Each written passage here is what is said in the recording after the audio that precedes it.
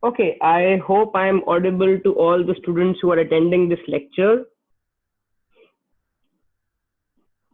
We start with a new topic today in microeconomics. This is called as strategic games with perfect information. Strategic games with perfect information.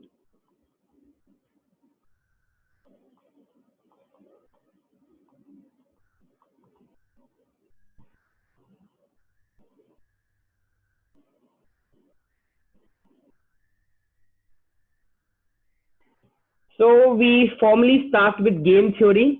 Now, game theory has wide applications in microeconomics, be it in the field of finance, be it in the field of research. Okay, so let's first understand what is meant by a strategic game. So, what is a strategic game?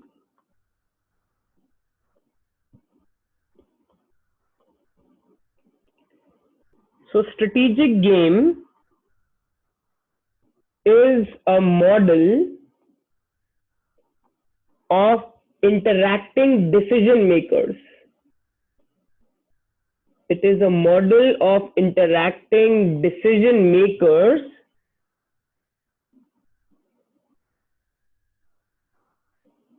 every strategic game consists of every strategic game consists of the following. First thing is a set of players. The players in this case are called the decision makers.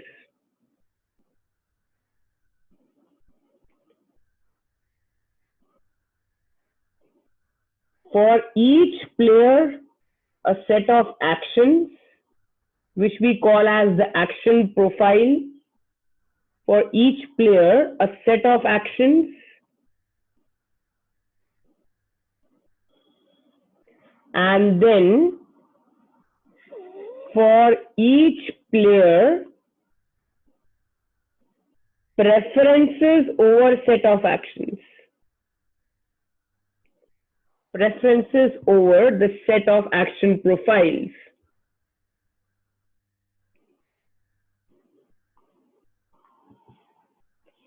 Okay, so when I talk about a strategic game basically involves interaction between the decision makers.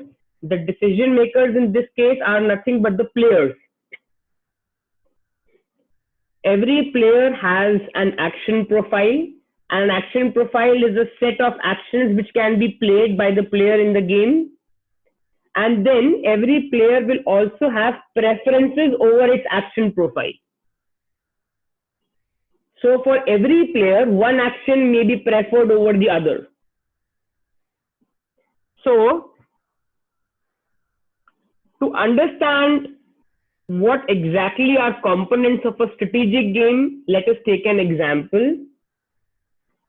So let us take the example of a very famous game called the Prisoner's Dilemma.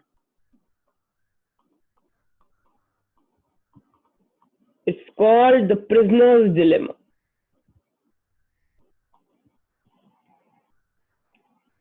So Prisoner's Dilemma, let me first describe to everyone the components of this game of Prisoner's Dilemma. So let us write the description of the game first. So there are two players in this game. One is suspect 1 and another is suspect 2. So there are two suspects. You can think of that these suspects might be involved in some attack, some terrorism. So what happens is that these are the two suspects and the police comes and interrogates the two suspects. So you can think of them as the possible people behind the attacks, okay, or people involved in terrorism probably, and the policemen will be coming and they will be interrogating the suspects as to whether they are actually responsible behind the attacks or not. Now, both the suspects have the following actions. Both the suspects have the following actions. They can either remain quiet or they can confess. That means they can either remain quiet or they can think. Think means they can confess to the police. So suspect 1 also has this action profile, quiet, think. Suspect 2 also has the same action profile, quiet, think. Now let's look at the preferences.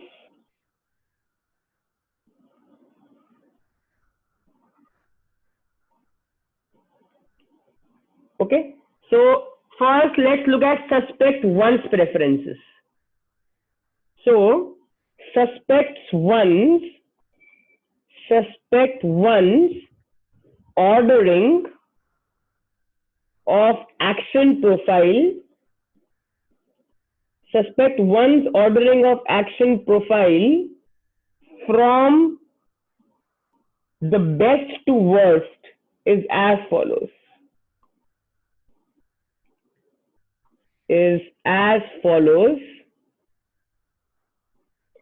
Suppose suspect 1 confesses, but suspect 2 remains quiet. Suppose suspect 1 confesses, thinks, and suspect 2 remains quiet. If this happens, so I can say if suspect 1 thinks and suspect 2 remains quiet, suspect 1 is freed. Basically, suspect 1 gets a bail, doesn't have to go to prison if suspect 1 confesses. Second possible action profile, suppose both remain quiet. If both suspect 1 and suspect 2 remain quiet, both get 1 year in prison. Both get 1 year sentence in prison. Let's look at the third possibility. Suppose both of them think. Suppose both of them confess. So if both suspect 1 and suspect 2 think, both get 3 years in prison. Both get 3 years in prison. And if suspect 1 remains quiet, but suspect 2 thinks, in that case, if suspect 1 remains quiet and suspect 2 thinks, suspect 1 gets 4 years in prison and suspect 2 is freed. In the first case, when suspect 1 thinks and suspect 2 remains quiet, suspect 1 is freed and suspect 2 gets 4 years in prison. In the first case. So I can write suspect 1 is freed and suspect 2 gets 4 years in prison. So let us describe the game. There are two suspects, 1 and 2. Okay. They might be responsible for the terrorism or the attacks. The police comes to interrogate them. They have two options. Either they remain quiet when the police is interrogating, or they confess, think.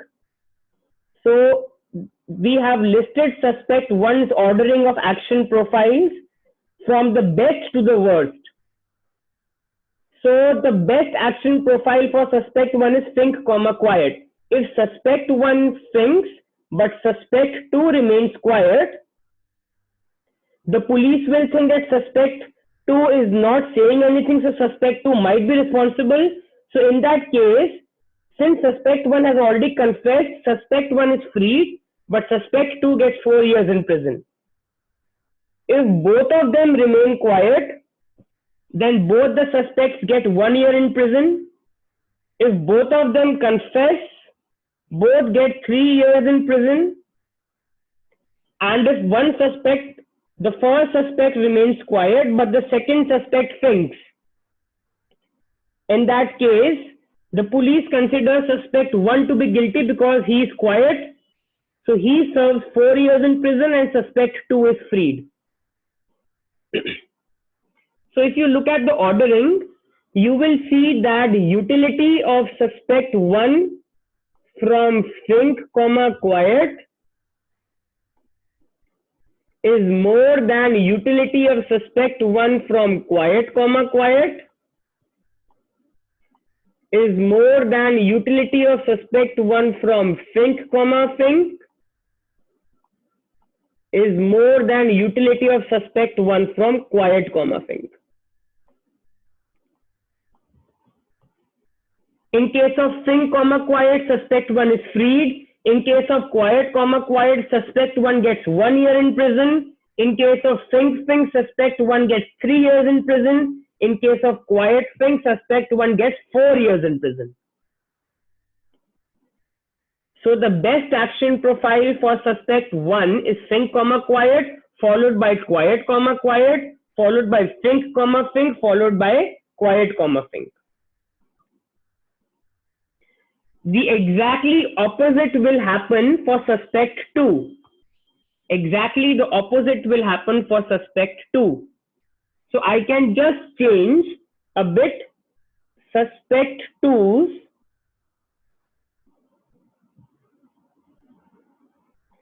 if I look at suspect two's ordering.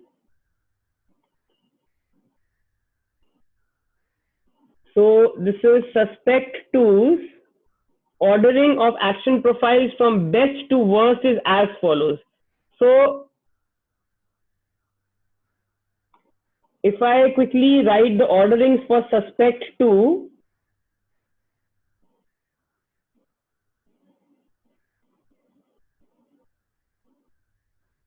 what will suspect two prefer the most? So if I look at the orderings for suspect two, then they are as follows. So if suspect one remains quiet, but suspect two thinks, if suspect one remains quiet and suspect two thinks, then suspect one gets 4 years in prison. Suspect one gets 4 years in prison and suspect two is freed. This is the best outcome for suspect two. If both of them remain quiet, if both suspect one and suspect two remain quiet, both get 1 year in prison.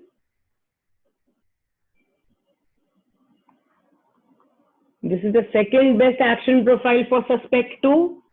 If both think, suppose both confess, if both suspect one and suspect two think, both get 3 years in prison.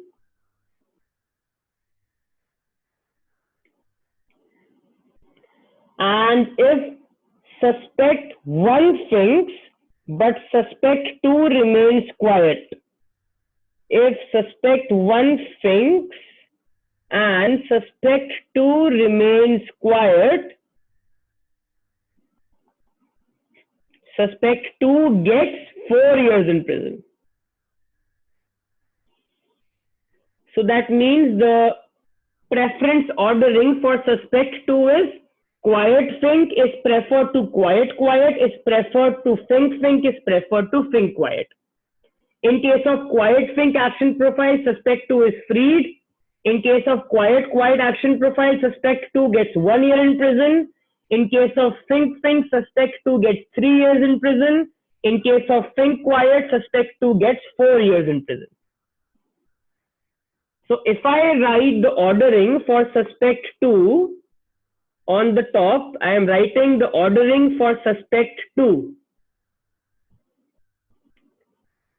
So for suspect 2, the preference ordering will be as follows. Utility of suspect 2 from quiet think, or I can say the payoff from quiet think will be more than the payoff from quiet, will be more than the payoff from think, will be more than the payoff from think quiet. This is our preference ordering for suspect 2. Now, we can represent these preference orderings in the form of a matrix. We can represent these preference orderings in the form of a matrix. So let's do that. So what we are doing right now is the normal form representation. Normal form representation of a strategic game. Normal form representation of a strategic game.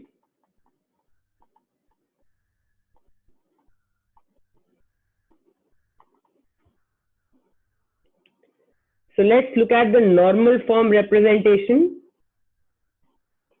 So now the same game, Prisoner's Dilemma. It's the same Prisoner's Dilemma game we are doing. And recall the ordering. Recall that for suspect 1, the ordering is utility of suspect 1 from think quiet is more than utility of suspect 1, or the payoff of suspect 1 from quiet is more than the utility of player 1 from think is more than the utility of player 1 from quiet think. This was, if you remember, the preference ordering for suspect 1 which we had just done. And for suspect 2, the preference ordering is payoff of suspect or utility of suspect 2 from quiet think is more than the payoff from quiet is more than the payoff from think is more than the payoff from think quiet. So now if I represent this in the form of a matrix, this is suspect 1, suspect 2. Suspect 1's action profile is quiet think. Suspect 2's action profile is also quiet think. Okay. Now, suppose both the suspects remain quiet. They get a payoff of 2 each. Suppose suspect 1 remains quiet but suspect 2 thinks. Then suspect 1 gets a payoff of 0 but suspect 2 gets a payoff of 3. Suppose suspect 1 thinks and suspect 2 remains quiet. Suspect 1 gets a payoff of 3. Suspect 2 gets a payoff of 0. Suppose both the suspects think, both of them get a payoff of 1 each. Now these are the payoffs which I have allotted randomly. These are the payoffs which we have allotted randomly. but you can see that these payoffs are satisfying the ordering. These payoffs are satisfying the ordering. And these are the payoffs. So when both the suspects remain quiet, both of them get a payoff of 2. When suspect 1 remains quiet and suspect 2 thinks, suspect 1 gets a payoff of 0, suspect 2 gets a payoff of 3. When suspect 1 thinks and suspect 2 remains quiet, suspect 1 gets a payoff of 3, suspect 2 gets a payoff of 0. And when both the suspects think, suspect 1 gets a payoff of 1 and suspect 2 gets a payoff of 1. So this is my matrix, and you can see that it is satisfying the ordering. So you can see for suspect 1, the payoff from think quiet is 3. You can see that payoff from think quiet, I am writing it on the top only so that it becomes clear to everyone.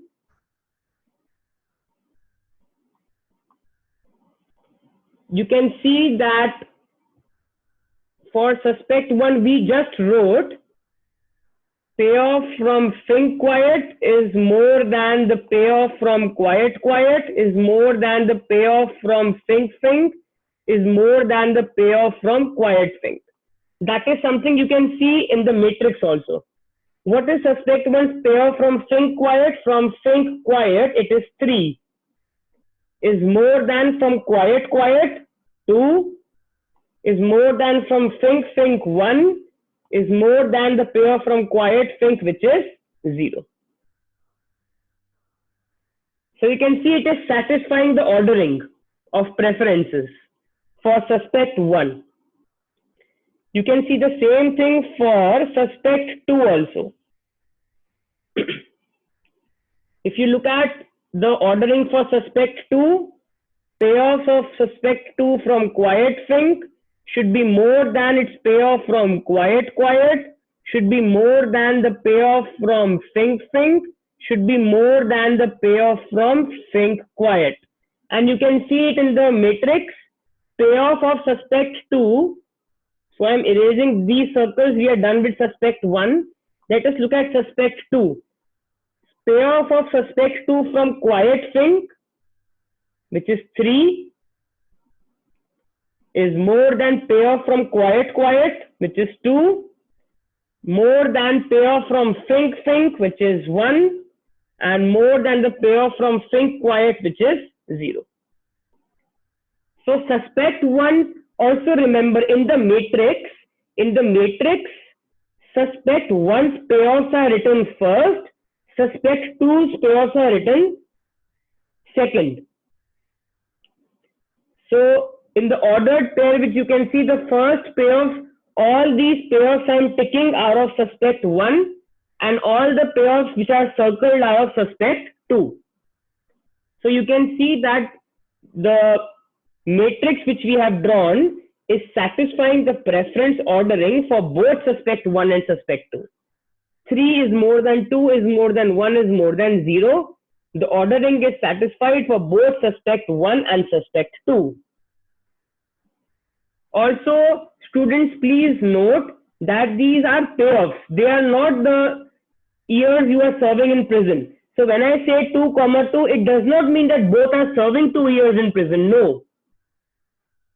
When I say 2, 2, it means if both the suspects remain quiet, both of them get a payoff. You can think of payoff as a utility or a benefit. You can think of the payoff as the utility or the benefit you are getting. It is not the years you are serving in prison. So I hope that is understood to all the students. Now, after having done the normal form of this game, let us look at some concepts, where the first concept we can see on our screen called the dominant strategy.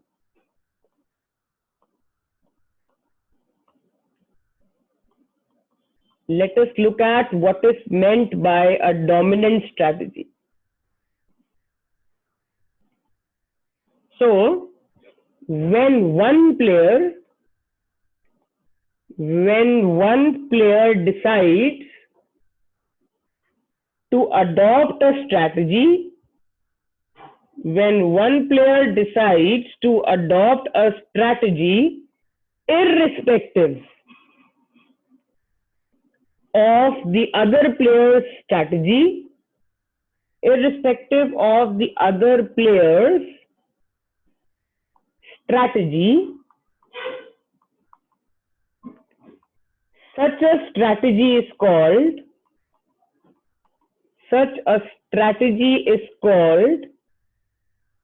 the player's dominant strategy. Such a strategy is called the player's dominant strategy. So when a player decides to adopt a strategy irrespective of what the other player is doing, it does not matter what the other player is doing. The strategy is adopted irrespective of what the other player has done. That is called as the player's dominant strategy. So mathematically, if I look at it, so if you look at a rigorous definition of it, so rigorous definition, this is the definition which Osborne follows.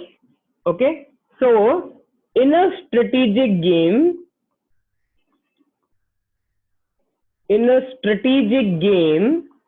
with ordinal preferences,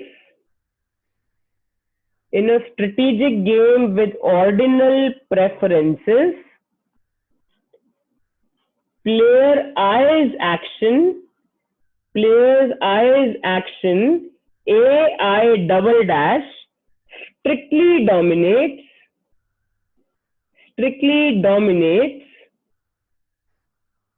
her action AI dash if the utility which player I gets from AI double dash when all the other players are playing the action A minus I is strictly more than the utility which player I gets from AI dash when all other players are playing the action A minus I.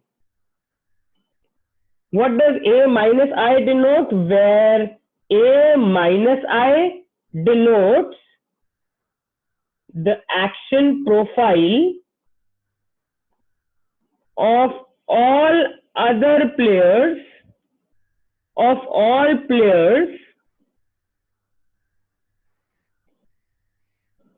other than player I.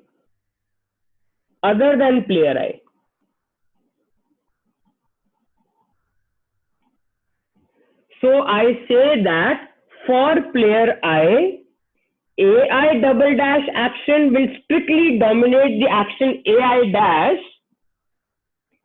AI double dash action will strictly dominate the action AI dash if the utility player I gets from AI double dash when all other players are playing the action A minus I is strictly more than the utility which player I gets from AI dash when all other players are playing the action A minus I. So I can say that AI double dash will strictly dominate the action AI dash if the utility player I gets from AI double dash is more than the utility player I gets from AI dash when all other players are playing the action A minus I. So both the definitions are correct. This is a very easy definition. This is more rigorous in terms of mathematical approach. Okay. So I am quickly revising with you the concept of dominant strategy.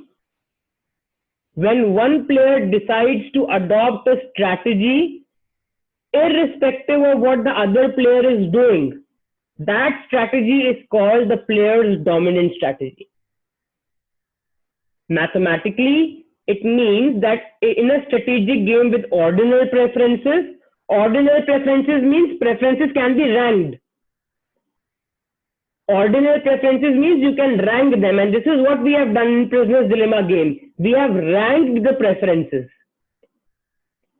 So in a strategic game with ordinal preferences, we say that player I's action AI double dash will strictly dominate her action AI dash if the utility player I gets from AI double dash when all other players are playing the action A minus I is strictly more than the utility player I gets from AI dash when all other players are playing the action A minus I.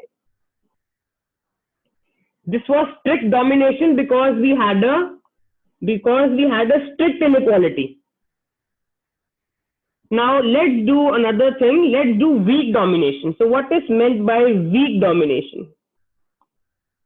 So our next concept, weak domination. So we say in a strategic game with ordinal preferences,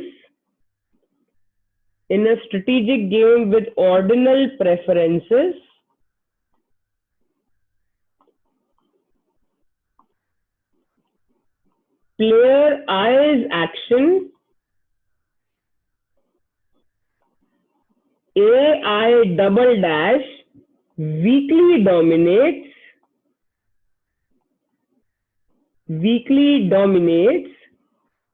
her action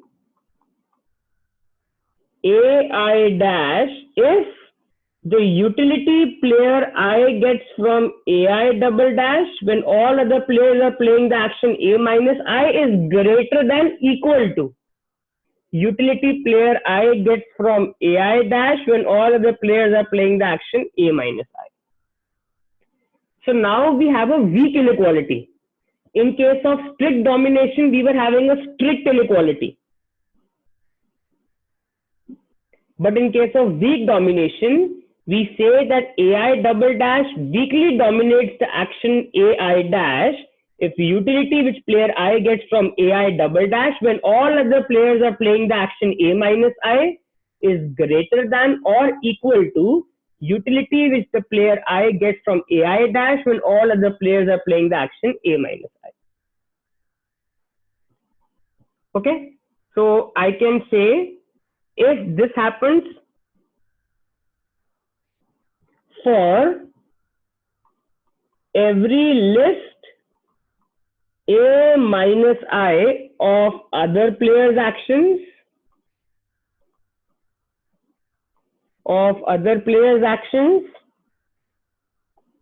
and utility which I gets from AI double dash A minus I is strictly more than UI from AI dash A minus I for some list A minus I of other players' actions.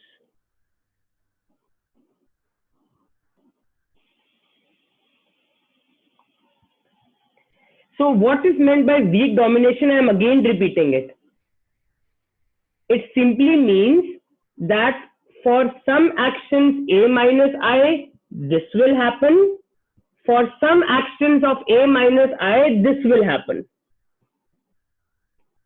That means for some list of A minus I, UI from AI double dash will be greater than equal to UI from AI dash, and for some list of A minus I, UI from AI double dash will be strictly greater than UI from AI dash. Guys, very easy. Strict domination means what? Strict domination means that you will have a strict inequality throughout. Weak domination means that sometimes you will have a strict inequality, sometimes you will have a weak inequality.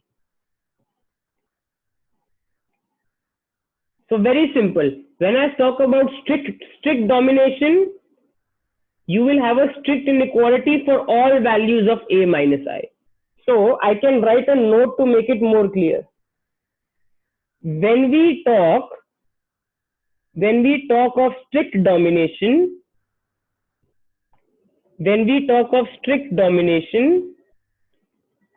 we have a strict inequality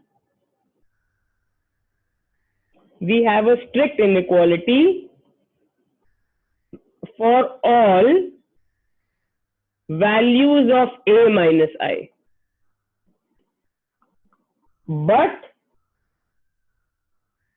when we talk of weak inequality, when we talk of weak domination,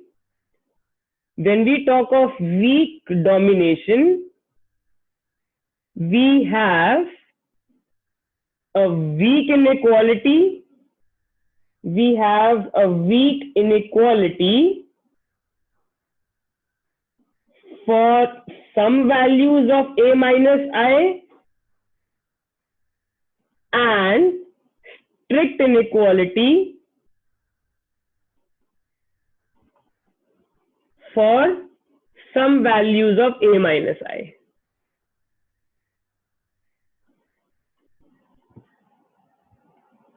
So when we talk about strict inequality, when we talk about strict domination, we will always have a strict inequality for all values of a minus I. When we talk of weak domination, we have a weak inequality for some values of a minus I and strict inequality for some values of a minus I. So I hope all the students are clear with this. Now, the last thing we do today and then we stop. Let us find the dominant strategy for Prisoner's Dilemma game. Let us find the dominant strategy for Prisoner's Dilemma game.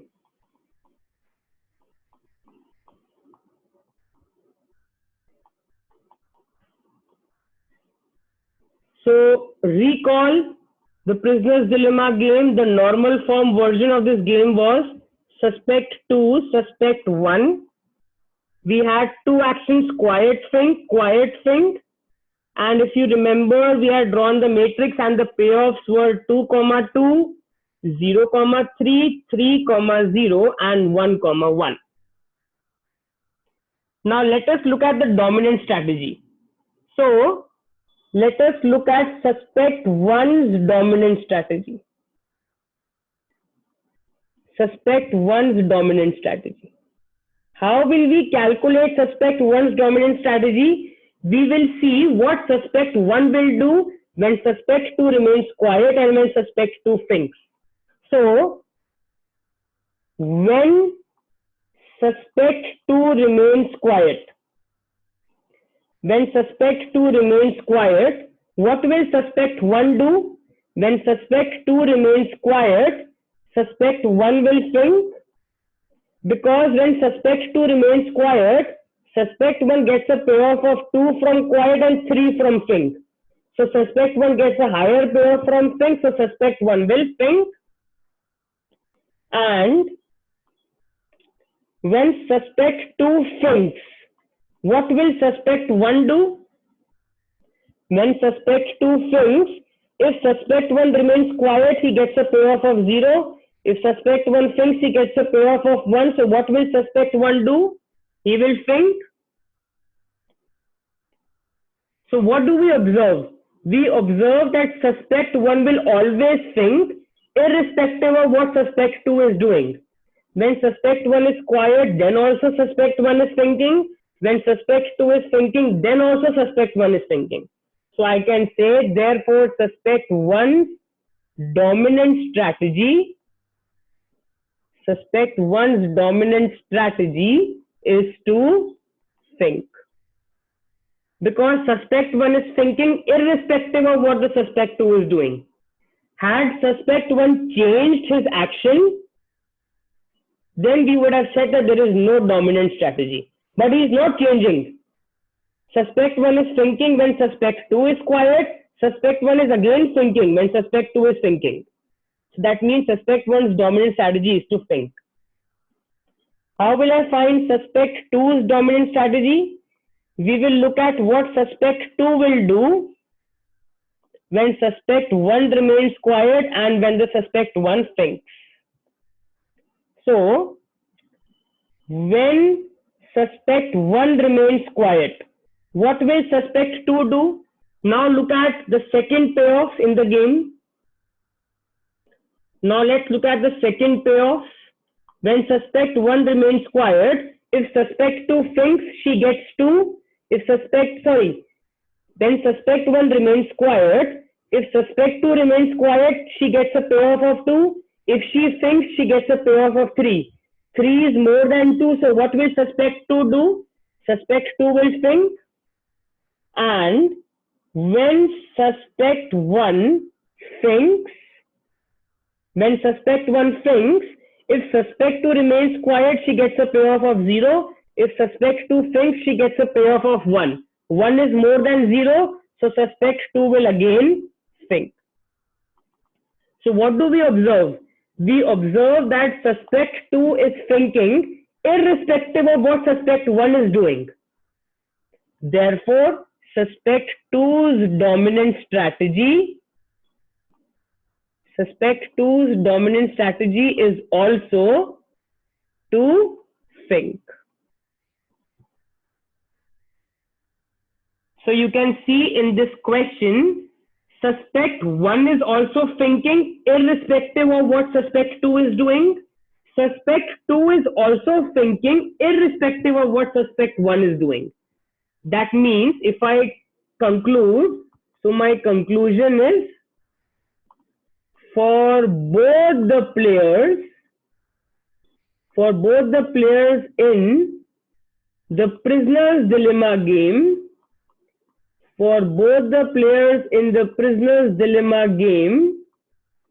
the dominant strategy is to think.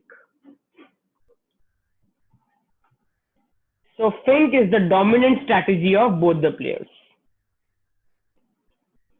So this is where I stop in the lecture today. What we have done in this lecture is the concept of strategic game, the components of strategic game. We have taken an example of prisoner's dilemma. We have done the concept of dominant strategy of a player. Within dominant strategy, we have done the concept of strict domination, where you have a strict inequality throughout. And we have done the case of weak domination, where sometimes we have a weak inequality for some actions, and for some actions of all the other players, we have a strict inequality. Then we have found out the dominant strategy in the case of prisoner's dilemma game. And we have found out that in case of prisoner's dilemma game, the dominant strategy is for both the players to think, because both the players are thinking irrespective of what the other player is doing. So this is where I stop. Any doubts, you can feel free to call me, or you can mail your doubts to me at divineschoolofeconomics@gmail.com.